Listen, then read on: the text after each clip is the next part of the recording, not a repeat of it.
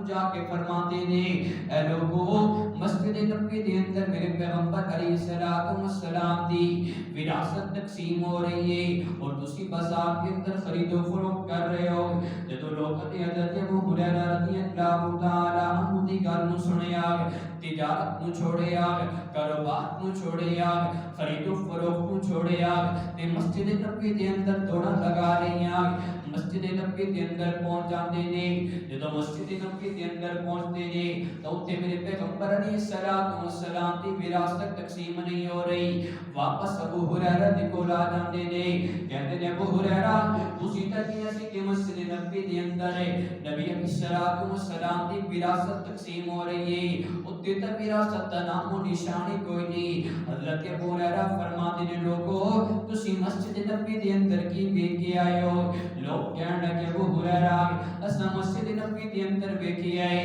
کوئی لوگ نماز پڑھ رہے نے کوئی لوگ نوافل ادا کر رہے نے رب کی عبادت کر رہے نے اور کوئی لوگ قرآن پڑھ رہے نے قرآن کی تلاوت کر رہے نے ابو ہریرہ فرماتے ہیں لوگو ذاک میراث رسول اللہ صلی اللہ علیہ وسلم اے قرآن میرے پیغمبر دی وراثت ہے اے قرآن میرے پیغمبر دی میراث ہے جس وراثت کو میرے پیغمبر علیہ الصلوۃ والسلام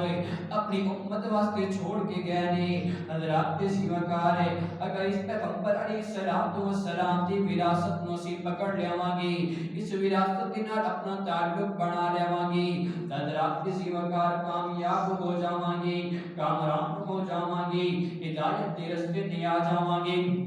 اور اگر اس پیغمبر علیہ الصلوۃ والسلام دی وراثت نو چھوڑ دیواں گے تصدیق ساڈا مقدر بن جائے گی گمراہی ساڈا مقدر بن جائے گی اس طرح پیغمبر علیہ الصلوۃ والسلام دی وراثت دے نال اپنا تعلق بنائیے قرآن دے نال اپنا تعلق بنائیے قرآن دے نال جڑ جائیے قرآن دے نال مضبوط ہو جائیے اور آخری حدیث میرے پیغمبر علیہ الصلوۃ والسلام دی